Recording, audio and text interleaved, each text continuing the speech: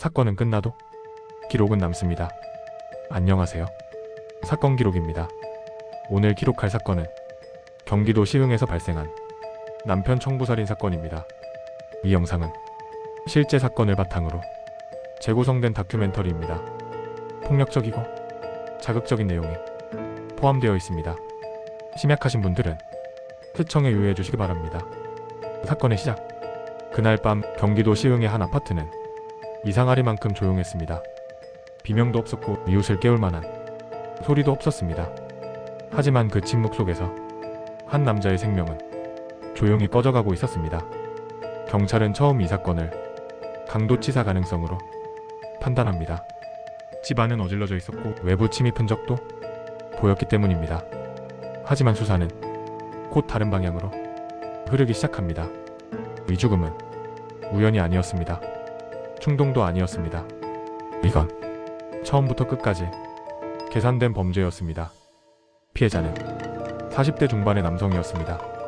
특별한 전과도 특이한 직업도 없었습니다. 그는 가정을 책임지는 평범한 가장이었습니다.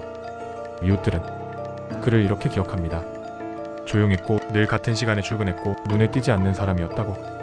문제될 게 없어 보였던 사람. 하지만 범죄에서는 이 평범함이 가장 위험이 됩니다. 아내와 아이 겉보기엔 문제없는 가정이었습니다. 큰 싸움 소리도 없었고 주변에 신고도 없었습니다.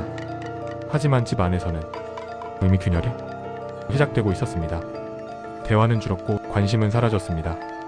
경제적인 부담, 미래에 대한 불안, 이 모든 것이 조용히 쌓이고 있었습니다. 아내는 점점 변해갑니다. 남편을 동반자가 아닌 부담으로 인식하기 시작합니다. 사람은 이 지점에서 계산을 시작합니다. 이 결혼이 나에게 무엇을 남겨주는지, 이 관계가 앞으로 어떤 일이 있는지, 그리고 그 계산의 끝에서 하나의 단어가 떠오릅니다. 보험입니다. 피해자 명의로 보험이 하나둘 추가됩니다. 생명보험, 상해보험, 사망특약. 보험은 미래를 대비하기 위한 제도입니다. 하지만 이 사건에서 보험은 전혀 다른 의미를 갖습니다. 모든 보험의 수익자는 아내 단독이었습니다. 그리고 가입 시점은 사망을 앞둔 짧은 기간이었습니다. 이건 우연이 아니었습니다. 보험은 짧은 기간 안에 집중적으로 가입됩니다. 한두 건이 아닙니다. 여러 건입니다. 보험은 이미 살인의 설계도가 되어가고 있었습니다. 아내는 혼자서는 할 수 없다는 걸 알고 있었습니다. 직접 손을 더럽히지 않고 모든 걸 끝낼 방법? 그 해답은 공범이었습니다. 그리고 그 대상은 이미 정해져 있었습니다. 아내가 선택한 사람은 전혀 낯선 인물이 아니었습니다. 오히려 이미 알고 지내던 지인 남성이었습니다. 그는 피해자와도 면식이 있었고 가족과도 왕래가 있던 인물이었습니다. 그래서 의심을 피하기에 충분했습니다. 청부살인은 아무에게나 맡길 수 없습니다. 아내가 본 조건은 분명했습니다. 돈에 약한 사람, 경제적으로 불안한 사람, 관계를 끊기 어려운 사람. 이 세 가지를 모두 충족한 인물. 그가 바로 이지인이었습니다. 아내는 처음부터 범죄를 말하지 않습니다. 대신 하소연으로 시작합니다. 결혼 생활이 얼마나 힘든지, 남편이 얼마나 짐이 되는지, 자신이 얼마나 불행한지.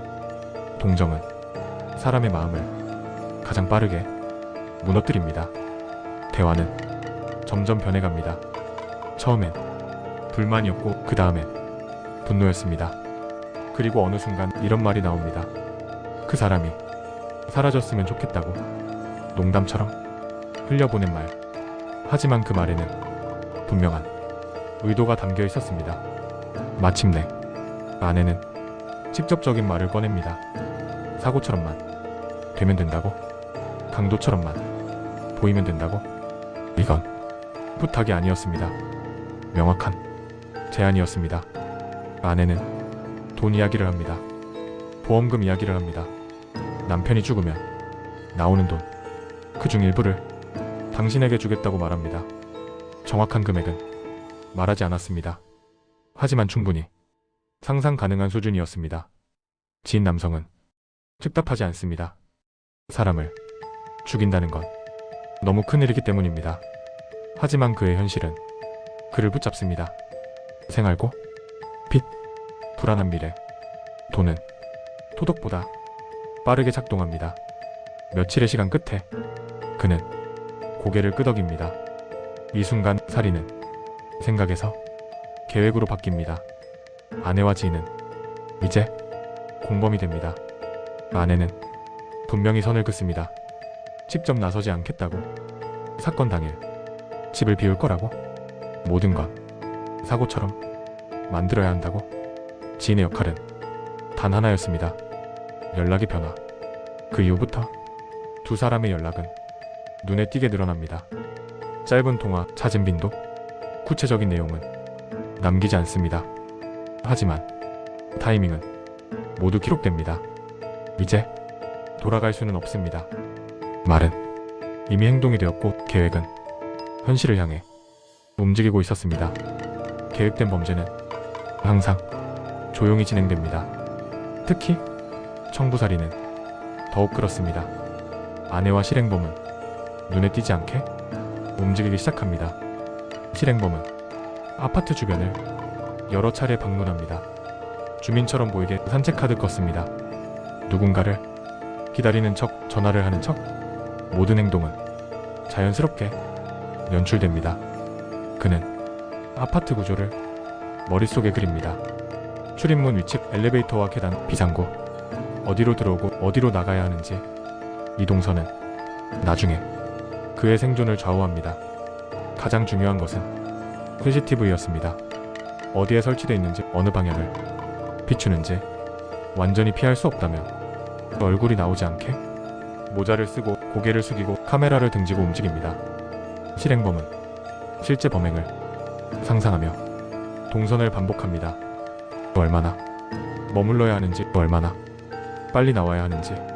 시간은 10분 이내. 그 이상은 위험하다고 판단합니다.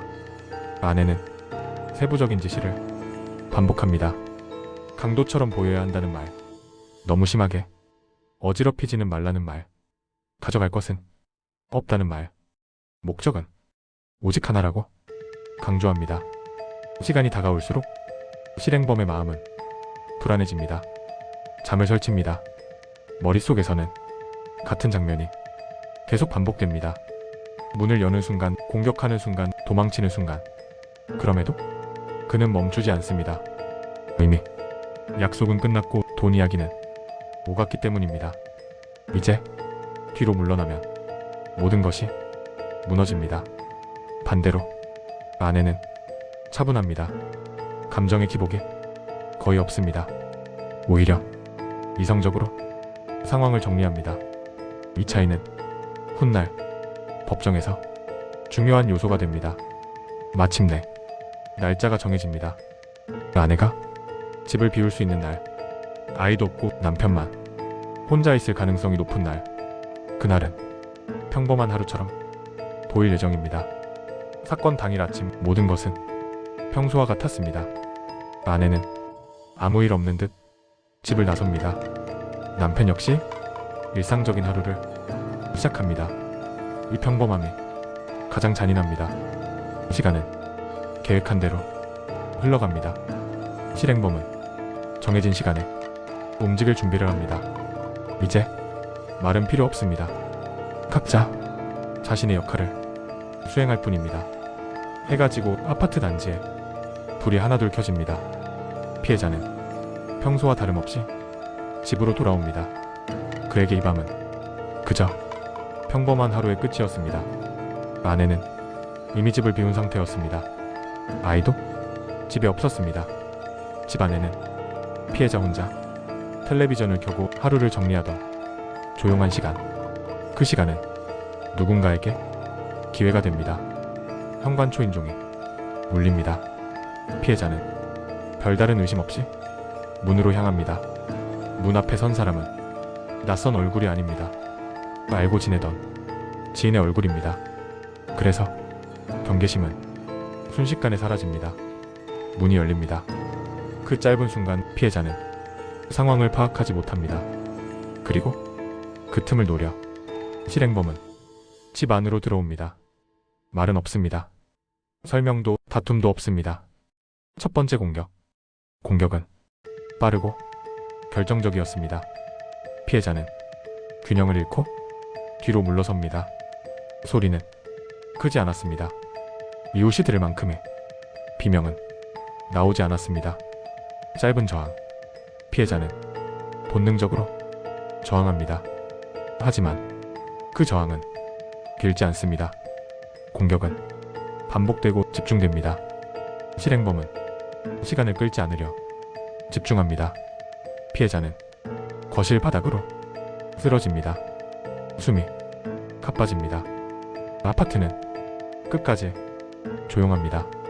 벽 하나를 사이에 둔 이웃들은 아무것도 알지 못합니다. 얼마 지나지 않아 움직임이 멈춥니다. 맥박도 호흡도 사라집니다. 한 사람의 삶이 이렇게 끝이 납니다. 실행범은 잠시 멈춰 상태를 확인합니다. 확실해질 때까지 기다립니다. 이 장면 역시 머릿속으로 수없이 연습했던 순서였습니다. 이제 다음 단계입니다. 서랍을 열고 물건을 떨어뜨립니다. 집안을 어느 정도 어지럽힙니다. 하지만 귀중품은 그대로 둡니다. 이 선택은 훗날 결정적인 단서가 됩니다. 실행범은 자신의 흔적을 최소화하려 합니다.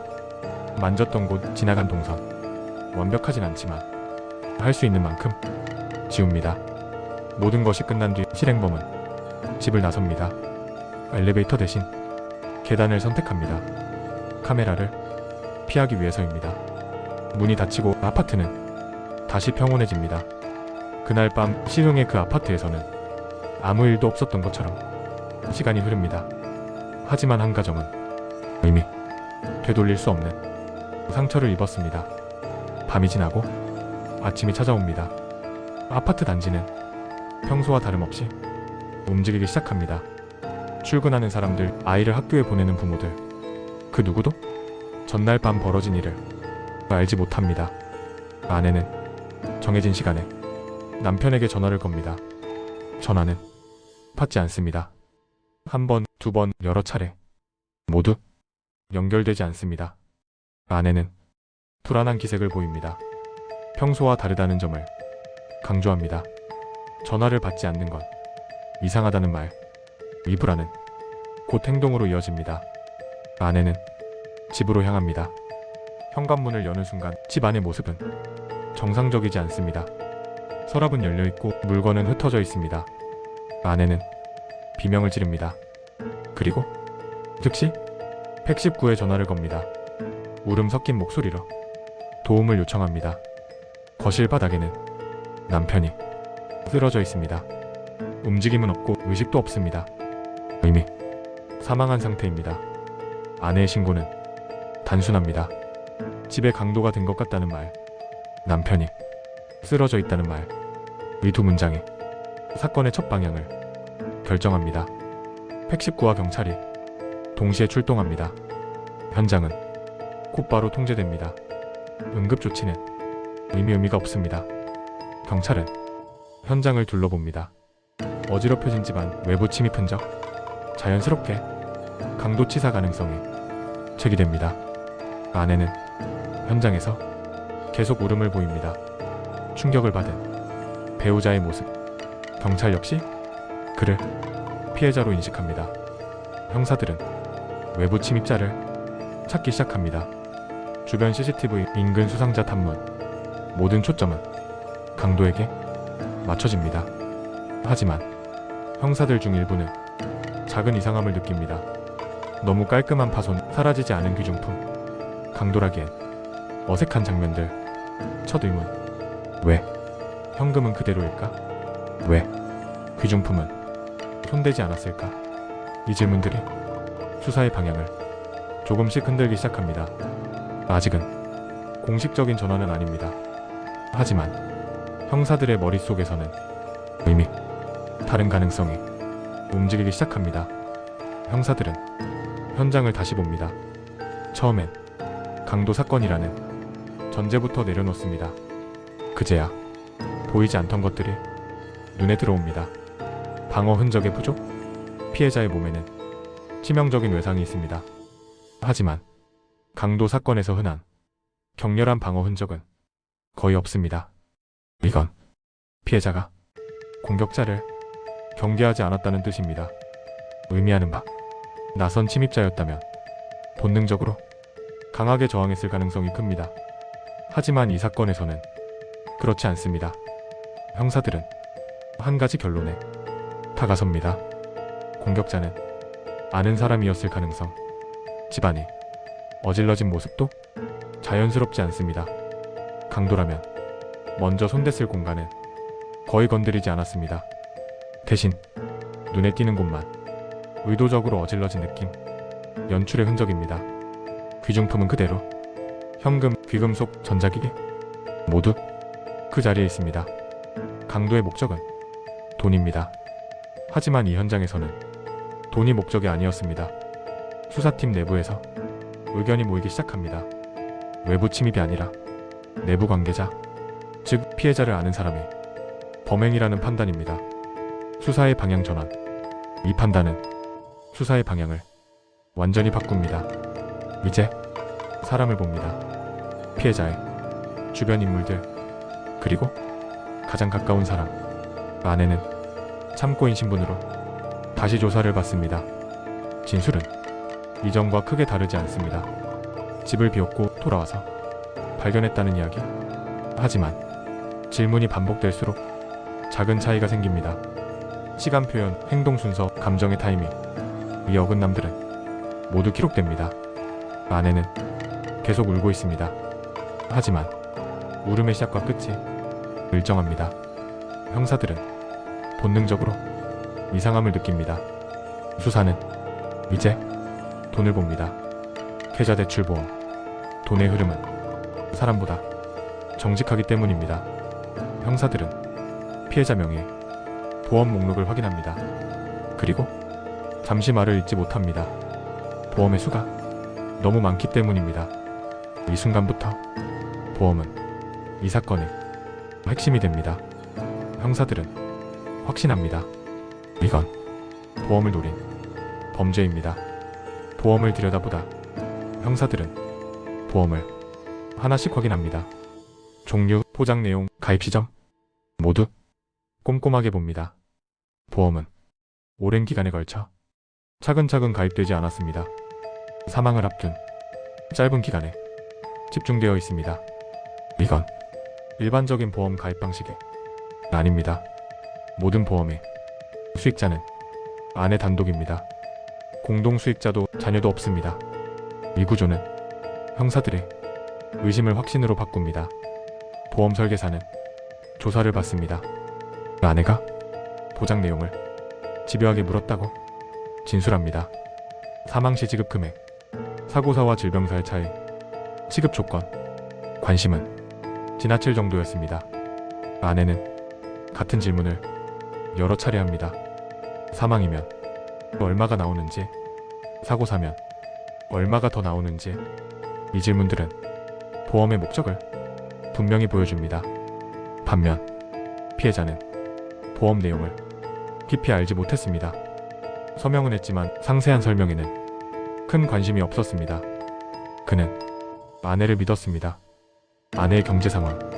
형사들은 아내의 계좌를 분석합니다. 대출, 카드 사용, 면책 기록.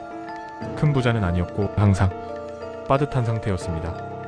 보험금은 단숨에 모든 상황을 바꿀 수 있는 금액이었습니다.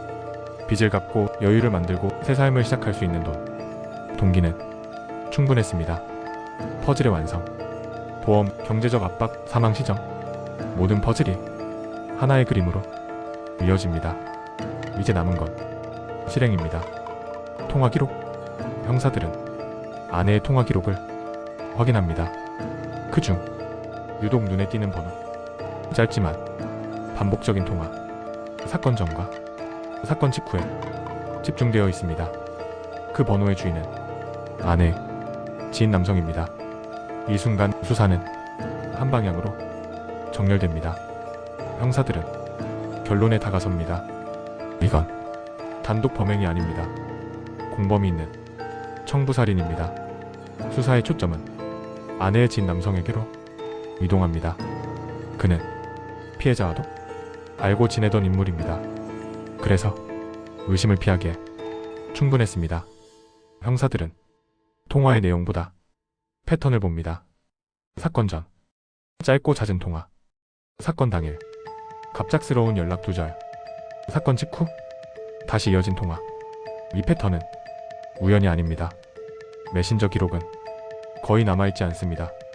삭제된 흔적만 여러 개 발견됩니다. 지운다는 행동은 그 자체로 의미를 가집니다. 휴대전화 위치 기록이 확인됩니다. 사건 당일 밤 그의 동선은 시흥 쪽으로 향합니다. 아파트 인근에서 짧게 머문 흔적, 그리고 빠른 이탈. CCTV의 단서. 아파트 주변 CCTV에 한 남성이 포착됩니다. 얼굴은 선명하지 않습니다. 하지만 체형, 걸음걸이, 시간대 모두 지인 남성과 일치합니다. 그가 포착된 시각은 피해자가 사망했을 것으로 추정되는 시간대와 겹칩니다. 형사들은 확신에 가까워집니다. 그는 그곳에 있었습니다. 계좌의 움직임, 지인 남성의 계좌가 분석됩니다. 사건 전후로 현금 인출이 집중됩니다. 그리고 사건 이후 의미 있는 입금, 출처는 아내와 연결됩니다. 금액은 크지 않습니다. 하지만 의미는 분명합니다. 사전 약속금 혹은 범행 대가의 일부, 돈은 공모를 말해줍니다. 형사들은 지인 남성을 불러 조사합니다. 그는 모든 혐의를 부인합니다. 그날 시흥에 간 적도 없고 피해자를 만난 적도 없다고 말합니다. 하지만 증거가 하나씩 제시됩니다. 통화 기록, 위치 정보, CCTV. 진술은 조금씩 어긋납니다.